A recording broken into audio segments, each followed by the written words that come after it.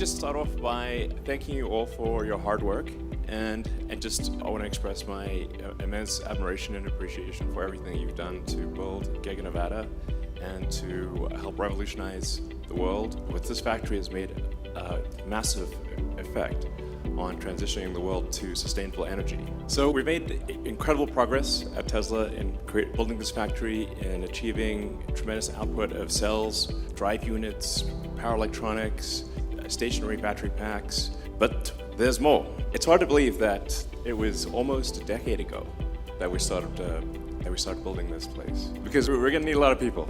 Definitely talk to your friends and family and about coming to work here, because we're going to scale up big time and it's going to be great. So it's interesting to see the original goal. At the time, people thought this was a crazy amount of batteries to make.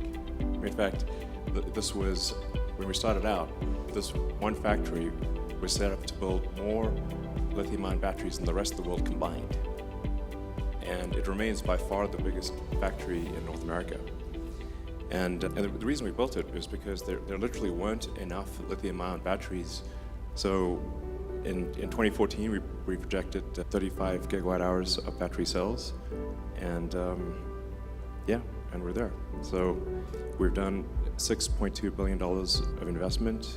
It's over 5 million square feet, 11,000 team members, and we have 3,200 acres, of which we've still only used a small portion. So we've got plenty of room to grow. And I should say that what I'm announcing today is actually not the end of it. It's just really phase 2. So there's going to be like phase 3, 4. Really, it just takes a tremendous amount to transition the world to sustainability. You've got to have giant factories if we are to move the world to a sustainable energy future.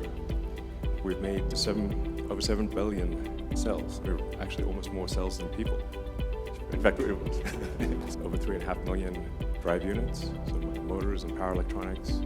We've made 1 million energy modules for stationary storage. So it's, exactly. Always remind people, we also make stationary storage. That's very important. The 3 elements of a sustainable energy future, the 3 pillars, are electric vehicles, stationary storage, and then solar and wind. And because solar and wind are intermittent, so you have to have the stationary storage to store the power for when the wind isn't blowing and the sun isn't shining. And in terms of the economic impact, it's really substantial, $6 billion of total economic output every year. We've also put $37 million into K-12 education, and we're going to increase that. And it's focused on robotics and sustainability. This photo is our millionth energy module that we made just last Wednesday. Yeah, the risk of being repetitive, thank you very much.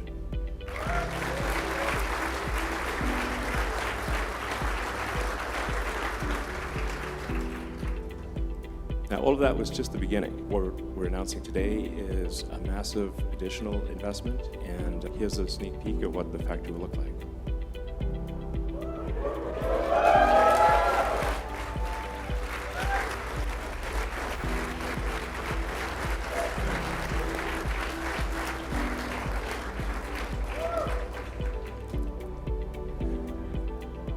Yeah, it's gonna look, it's like, sick. One of the other things that's really cool is we actually achieved our production goals with basically about half of the space we thought would be needed. And now we're gonna fill out the other half, and we're on to phase 2. We're gonna be investing, and I should say these are conservative numbers. We expect to exceed these numbers. I think we'll end up investing over $4 billion.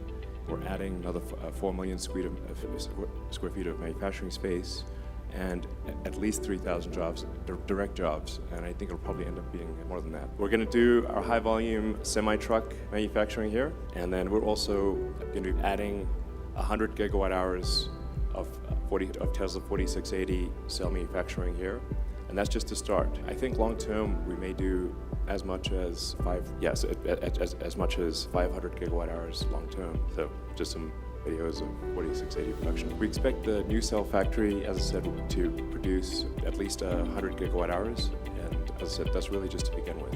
Long-term, Tesla is aiming to produce over 1,000 gigawatt hours, possibly 2,000 or 3,000. So this really is just the start. And that's equivalent to 1.5 million additional Model 3Y vehicles. They will also be using 4680 for stationary storage as well. And to be clear, this is in addition to our suppliers. So when you think about the fact that there's 2 billion cars and trucks on the road, obviously you've got to build a lot of electric vehicles to replace all the gasoline-powered vehicles. And in fact, we already have Tesla semi-truck in use by some of our key customers like Pepsi. And so Zero is like the limited production of the semi-truck. And then hopefully sometime next year we'll be able to achieve volume production. And it's a game changer. Although semi-trucks are only about 1% of the vehicles, they're actually responsible for 20% of the emissions. So it's a much bigger effect than you'd think if you just looked at the number of vehicles. It's an essential part of a sustainable energy. You can see it hauling ass up the mountain there. Pretty cool. And I'd like to say just also a big thank you to the state of Nevada